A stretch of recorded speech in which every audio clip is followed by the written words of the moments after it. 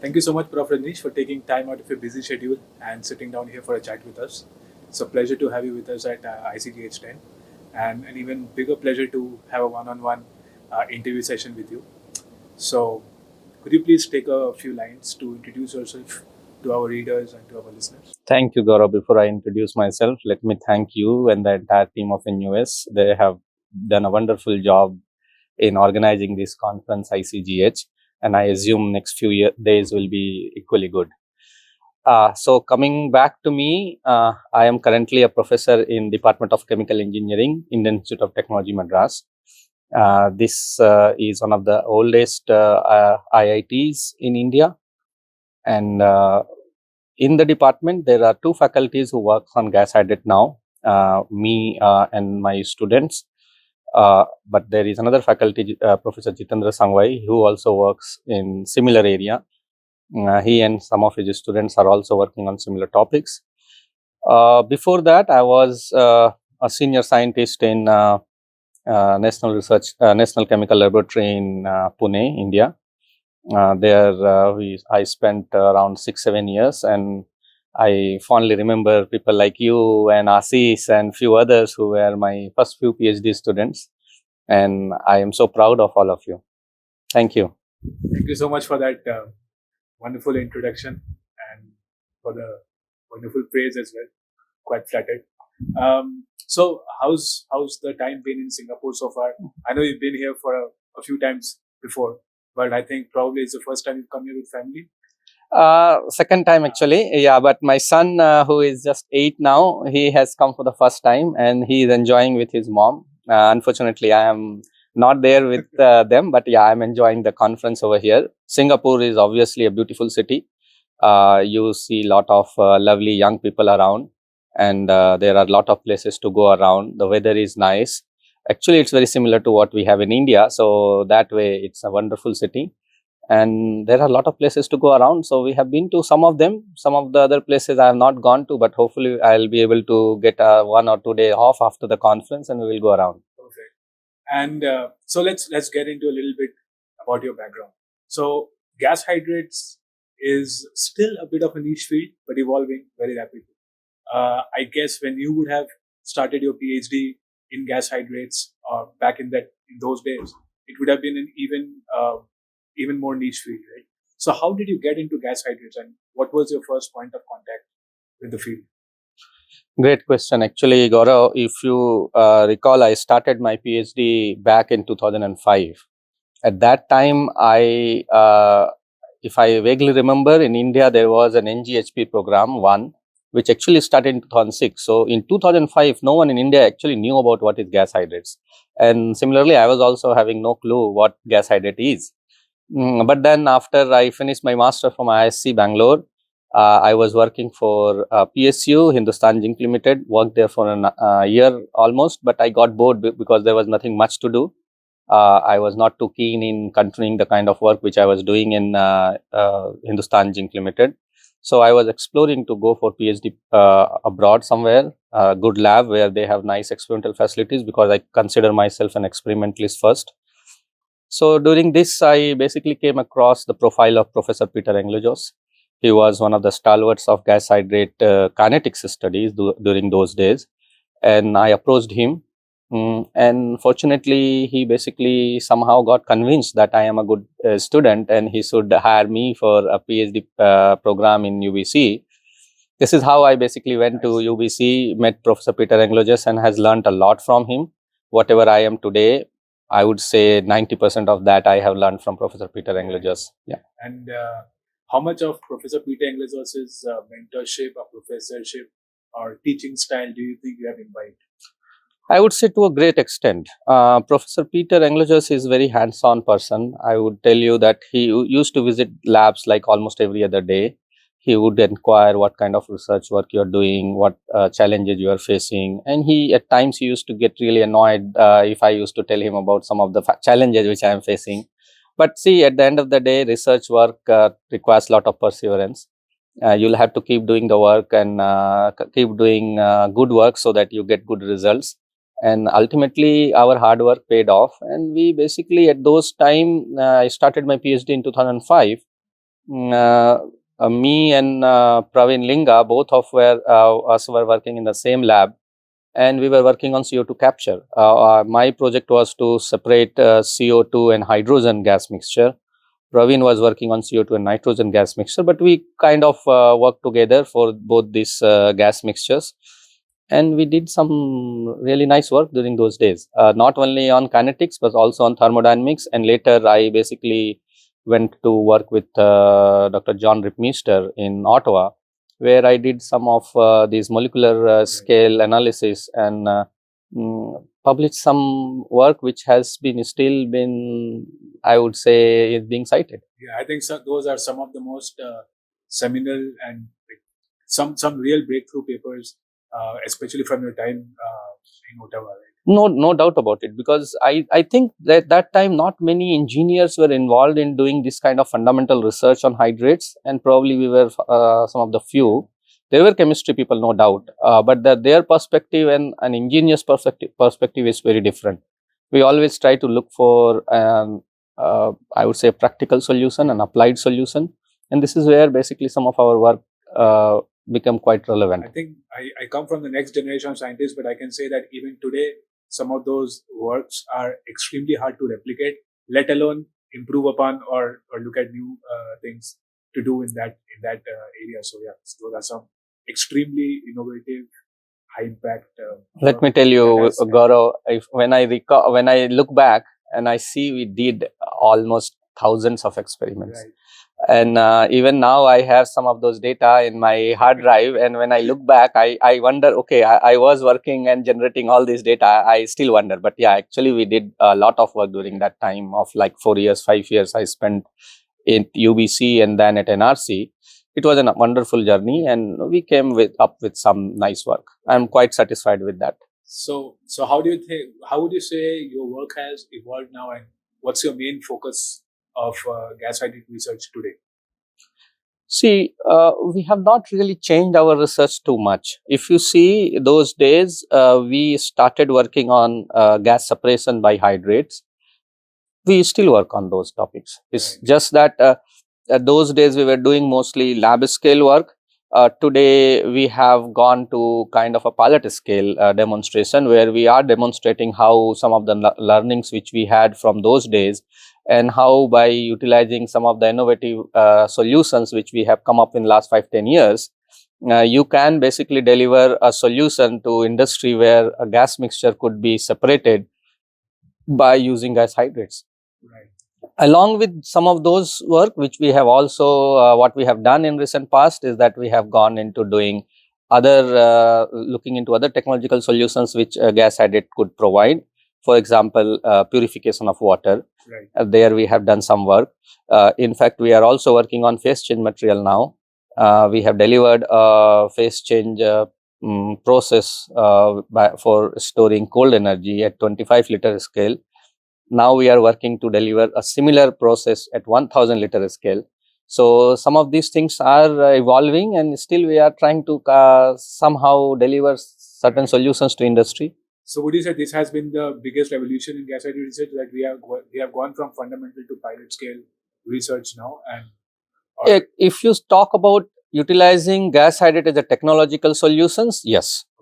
But then gas hydrate is much more than that. For example, flow assurance was always being applied in industry. This was actually a very applied problem. People were looking to avoid clogging of pipelines, and there was a real solution required, and people have delivered that. So it's not that gas hydrate is interacting with industrial people for the first time. We have done it before. I've also worked on multiple such projects where different additives were designed for flow assurance.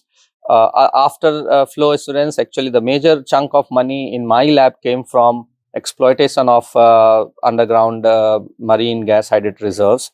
And we have delivered some really good process know-how, patents on how do you exploit marine gas hydrate to produce methane from such resources. So, as far as technological solutions based on gas hydrate based solutions, we are currently now interacting with industry, but we have been interacting with industry on other problems which is still connected to gas hydrates. Right. So Were you at the ICGH in Trondheim in Norway in 2005? Or was I was not there 2005. My last ICGH, I was in first ICGH I attended was in 2008. Which was organized by Peter Englojos at Vancouver. I was a PhD student at that time. So I'm assuming you wore our hat at the time. Yes, yes. We did a lot of work to arrange that conference, and I am proudly saying that that was one of the best conference I have witnessed. After that, I attended the conference which was held in Beijing. Again, ICGH, this conference was also managed by some of our friends. They did quite well in Beijing. But after that couple of conferences, I could not attend for my some reason or other. But this is my third ICGH conference which I am physically attending. But it's been 6 years in the making as well. So yes, yes.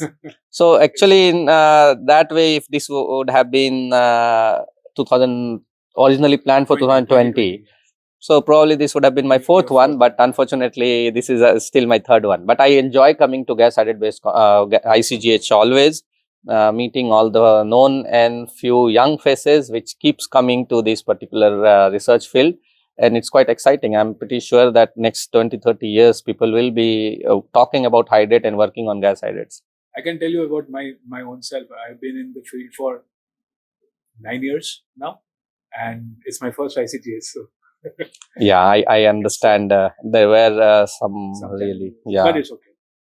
So it's no secret that you are one of the foremost research experts on gas hydrates in India.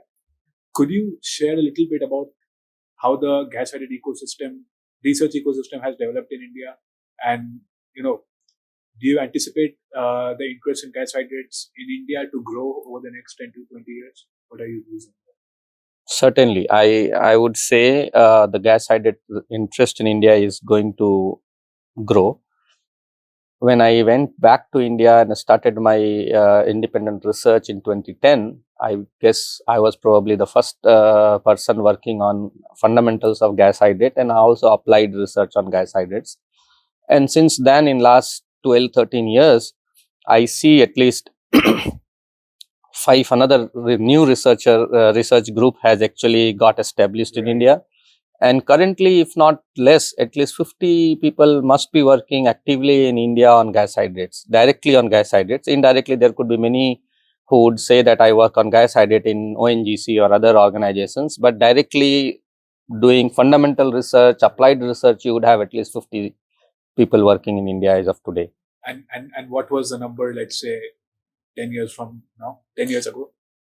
If I talk about 2010, probably I started this gas hydrate research in India, and then few of my students and I would say we were maximum 5-10 people. 5 to 10 people. 5 to 10 people. 10 on a good day, 5. Yeah. 5 on 10 when it was university holidays, maybe. I do agree that at that time there were very few people, but today at least 50 people are working on gas hydrate directly. Prof Rajnish, you set up your research group in 2010 in India, and you came back as somebody who had done a PhD and a postdoc in Canada. Did you face any challenges setting up a research group? And if so, could you please go into a little bit of detail about them? And what would you suggest any young scientist who is setting up a research group in India? Because a couple of your students have set up groups in India in the last 2 years. So what would be your recommendations to such people? Great question, Gaurav. And let me start by saying this. Wherever you go, if you're starting a new research group, there will be a lot of challenges. Challenges mostly when you talk from a researcher point of view, you have to first worry about who is going to fund my research. And once you have somehow secured the funding for doing research, the second question comes that where do I get trained manpower to deliver some of the promises which I have done and for which I have got the money. So these challenges are going to be there everywhere. It's what's unique to India. I don't think there is anything unique to India as of today. In India, we have, I would say even in 2010, there was no dearth of funding. Resources were there, funding was there. In fact, students were also there. We got a good number of qualified, well-trained students who were very enthusiastic about their research and they performed quite well. Today, I would say funding scenario is still the same. It's just that there is a lot of negative publicity on oil and gas, and that is also affecting gas hydrate research to certain extent. There is not much money as of today for doing exploitation of methane from marine gas hydrate. We had a continuous partner for so far, but even that particular partner is no more interested in funding methane recovery from marine gas hydrate. So yeah, there is this challenge, but this is not only unique to India. I would tell you pretty much every other country other than China has cut down fundings for doing research on methane recovery from marine gas hydrates.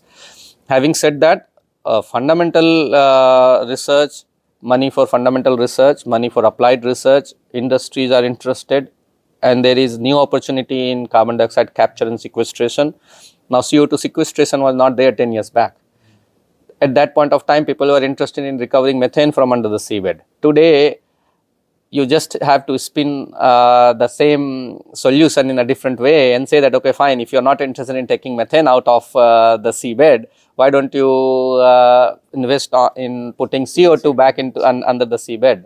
So this is something which one door closes and then 5 doors open. So if you are ready to do research, I see there is no challenge even today in India, and I encourage pretty much every gas hydrate researchers who wants to come back and join Indian Educational Institute, Indian Research Institutes, they should come and join. I am also telling this through this interview that it does not matter whether you are an Indian citizen or you are not an Indian citizen. India has basically understood the requirement, and they also want to offer faculty positions to foreigners. That's definitely a revelation there, something that you don't see happening very often, at least today. It's actually there is a big push to basically hire foreign nationals in our research labs. I see. Yeah. Fantastic. I think I remember, funnily enough, my first ever work that I did in your lab was CO2 sequestration. I don't know how we stumbled on that at that point of time, but we did that. I haven't followed up on that since then. Done a lot of other stuff, but yeah, we were doing it in 2014. I'll tell you that 2014 paper is probably the second paper on CO2 sequestration. But before that, I know very well Professor Peter Anglojus has published one paper on CO2 sequestration. Yes. And we wanted to basically go ahead and do similar work and showcase that CO2 sequestration under the seabed is a very good opportunity. That's right. And this paper, which came out from our research group, you were the lead author there in 2014, is probably one of the best work we have done so far.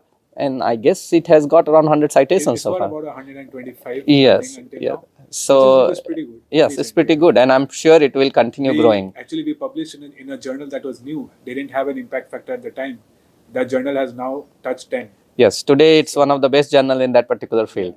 So probably in one way we should say that one of the initial paper which was published there has got a lot of citations and brought visibility to the journal. Now that you say that, my memory is refreshed as to why we went there. Yeah, I remember now.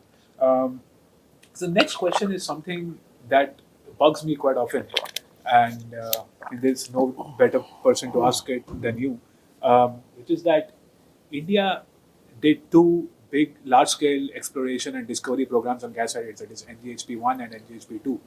I remember the first ever conference I went to on gas hydrates was Fiery Ice 2014, and there was a lot of talk about NGHP2 and NGHP1 in that conference, right?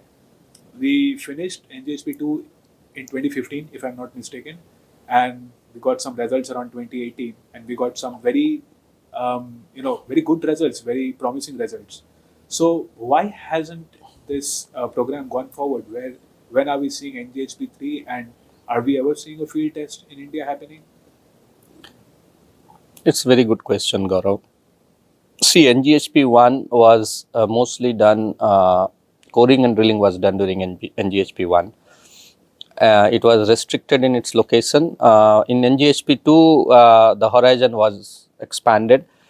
We went looking for those fields which were more sand dominated, from where one can produce methane at a faster rate. This is what was assumed. for NGHP3, they were planning to directly go for a field trial. But what happens, field trial at this scale costs significantly large amount of money. And unfortunately, in India, we do not have the infrastructure developed for doing such kind of exploitation. Even ONGC and their exploration and production unit are mostly dependent on multinationals to do conventional oil and gas exploration. So for a country like India, if you have to go for really complicated pilot phase trials for exploitation of methane from under the seabed, you have to basically employ resources which are not present in the country. You will have to basically hire resources which are present in United States or in Japan or to certain extent in China, and this cost a lot of money. We did a calculation and it turned out that 9,000 crores is the investment which will be required for doing a field trial at a scale which basically gives you data which is reliable. Now, this kind of money government is not willing to pump in unless and until there is a guarantee that this is the resource which will become very valuable in future and there is no other alternative. Then COVID happened and people started realizing that probably fossil fuels are not the future. We should look for more renewable source of energy, and then the commitment for 500 gigawatt of solar energy and wind power and all similar resources were being talked about. And you will see that the investment cannot happen in 5 different directions. Right now, government is focusing on reaching the target of net zero, and government is focusing more on trying to invest in renewable resources, which obviously is the primary focus is solar, and then we are also investing a lot of money on wind. Currently, oil and gases are being imported from different countries, and the amount of pressure which European has seen, we have not seen that in India, and it's believed that we might still be able to secure next 10 years of oil and gas resources from different part of the world. I see. It's not basically something which I should be saying here, but looks like gas hydrate exploitation is not going to see light for next few years at least. In India? In India. I see. That's a bit of a damper to hear. I would not put it that way. See, I've always believed that if there is only limited resources a country like India has, one should identify the priorities, and if they have already identified the priorities, I think they should focus on that. Rather than thinning out your resources and not doing anything properly, it's better to focus on one topic and then try to achieve a leader's role in one of the top areas. I believe solar is what Indian government is trying to pump in lot of money, and lot of research is being done there. Hydrogen is another, green hydrogen specifically is another investment options today in India, and government is ready to pump a lot of money for green hydrogen. I cannot tell you whether both of these will succeed in long run, but I'm pretty sure that one of these will succeed in long run. I see. Sure. And so let's change tracks a little bit. I just want to hear your thoughts on the ongoing global energy transition. And do you think we are going to be able to meet our target for 1.5 degrees C rise over pre-industrial levels? That's a very loaded question. It might look very simple, but it's quite a loaded question. See, I'll tell you very clearly, 1.5 degrees or 2 degrees, whatever is the target, it's important for us to remember that CO2 emission is increasing day by day, and we need to some kind of intervention. We need to realize that this cannot be the status quo. People are worried about the global warming, and it's being linked to the CO2 concentration in atmosphere. And look at the numbers, it's staggering. India alone produces around 3 billion tons of CO2 every year, and which is increasing at the rate of 5 to 6% every year. So if you just do an extrapolation, I'm pretty sure that by 2030-35, we are talking about 10 billion tons of CO2 every year being produced by India alone. If we do not do anything about it today, this number is too large for us to become CO2 neutral by 2070. So, what do we have to do? We need to basically realize that there is strong intervention required, sooner the better. So I'm going to take the next couple of questions. I'm going to merge them into one. So the simple question is, how do you think gas hydrates can contribute to the global energy transition? And a part of that question would be, given natural gas hydrates are a locked-in fossil fuel source, right? It's locked in, and if you want to exploit it, we'll basically have to unlock what has been locked away for centuries. So in the way the world is moving towards a renewable future, towards low carbon future, do you think there is still scope or need to pursue exploitation of marine and permafrost reserves of gas hydrates? Very good question, and let me tell you, probably I believe what would be the outcome of green hydrogen will determine whether these methane which is locked under the seabed in form of hydrates are going to come back into the light. See, if green hydrogen, the amount of money which is being pumped in, and if green hydrogen seems feasible, say people will fund such projects for some year, but then it cannot be that they can keep funding this kind of project. I remember very well DOE had a target for hydrogen storage, and then they kept on decreasing the target, and still people could not meet those target. And today people many don't even know that there was such target, and people has done a lot of work on hydrogen storage. Today people are talking more about green hydrogen, and I'm sure there will be a step change technology required if you have to really produce hydrogen and call it green. If this goes on, and if we can produce green hydrogen at an affordable rate, why not? It works. But if we cannot, then the next best solution is to basically break methane to produce hydrogen. Now there are two ways. One is classical steam methane reforming, which is a well-known technology, and you can do it even today at very large scale and economical price. The other option is pyrolysis of methane. Yeah. And one may say that, okay, pyrolysis of methane looks little futuristic, but the solution, whatever I have known little bit, it seems it's quite feasible. I see. The advantage of doing pyrolysis of methane is that you get hydrogen gas and you get carbon as solid carbon.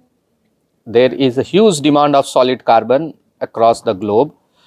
Pretty much every industry need solid carbon. We may not realize this cloth which looks so dark black in color takes in huge amount of carbon black.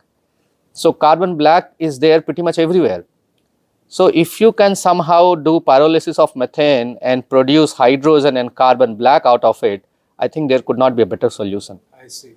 And so, please go ahead. Please. So yeah, this is what I was trying to say, that this is one technology which I am always looking forward to, knowing more about what people have been doing and what extra can be done. There are some challenges like any other processes where a byproduct is going to be a solid.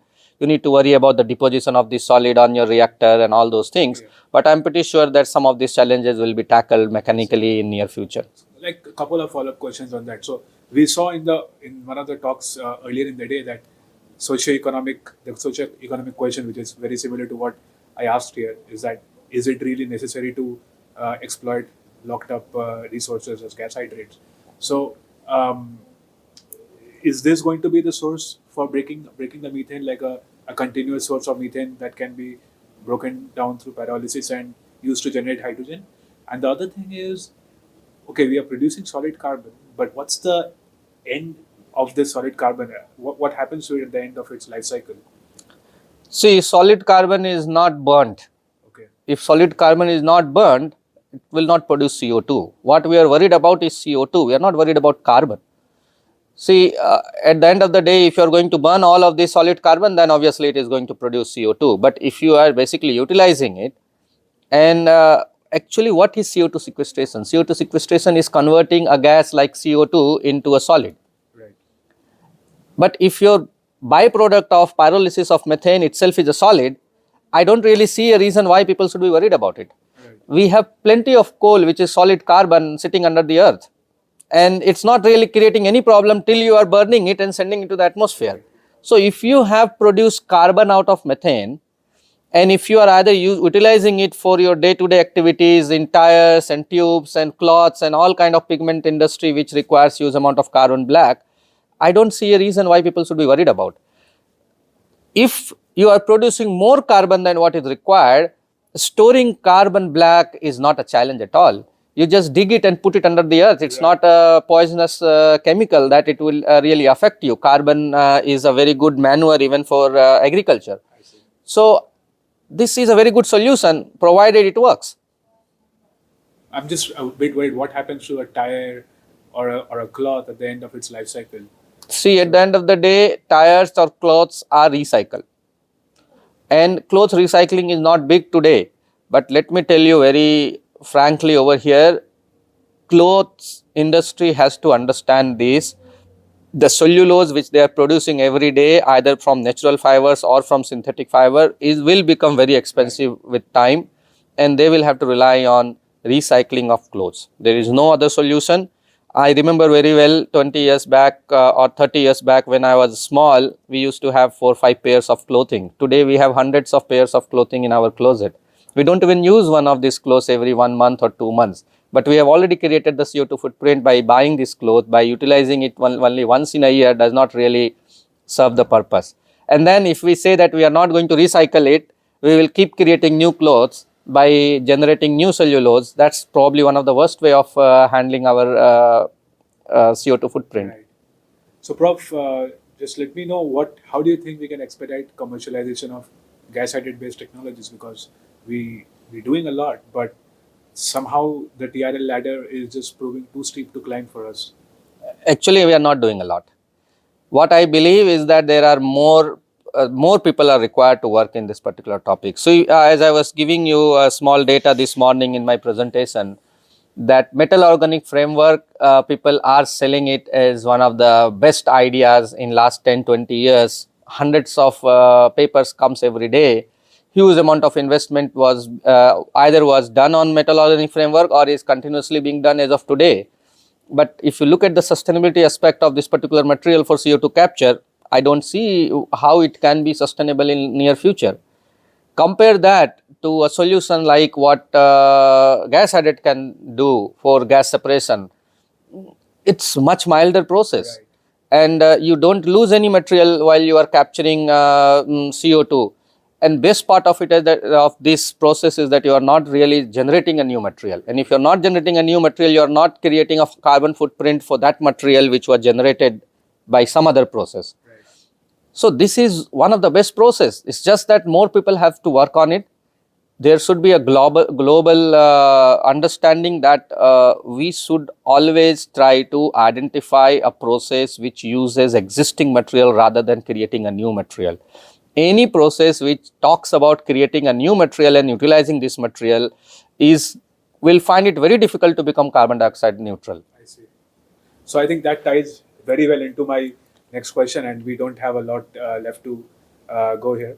So how do we get more young engineers or scientists or chemists interested in the field of gas hydrates?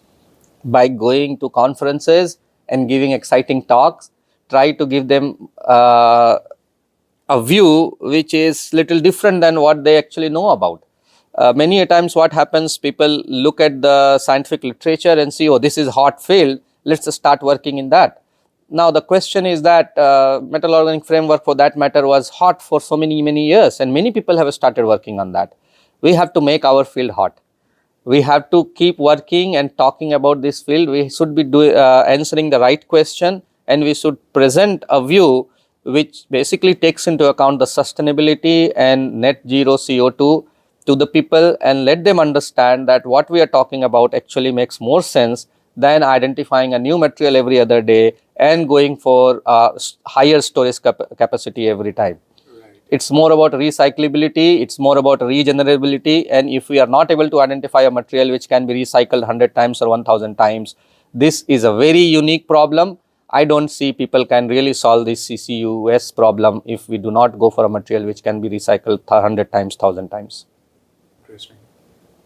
So, Prof, just a little about yourself and what you're thinking about doing in the future. So, what do the next 20 years look like for Professor Rajnish Kumar? Okay, see, Professor Rajnish Kumar is also a researcher, and like every researcher, I also need money to sustain my research group. So, Professor Rajnish Kumar will work on all those ideas which is getting funded by the by the government or by the industries. I am not going to restrict myself to gas hydrate research alone. I am already actively working with different industries to give them right solutions for their industry needs. For example, there could be a need in niche areas, for example, where people should be talking about capturing CO2 from atmosphere. Even though direct air capture of CO2 is not something which is very valuable at large scale, but for niche application, it's very useful. So I am working with an industry to deliver CO2 capture from air. Right. I am also working with industry to deliver CO2 capture from a point source by utilizing again materials which is already available in on Earth. I am not trying to create a new material to solve their problem. So the CO2 capture from air is not via gas hydrates? It's not via gas hydrates. Gas hydrate cannot capture CO2. This is something which I'll also tell. Gas hydrate cannot capture CO2 from a very lean mixture of CO2 and nitrogen or CO2 and hydrogen. Gas hydrate works well when your CO2 concentration is above 25% in the feed stream.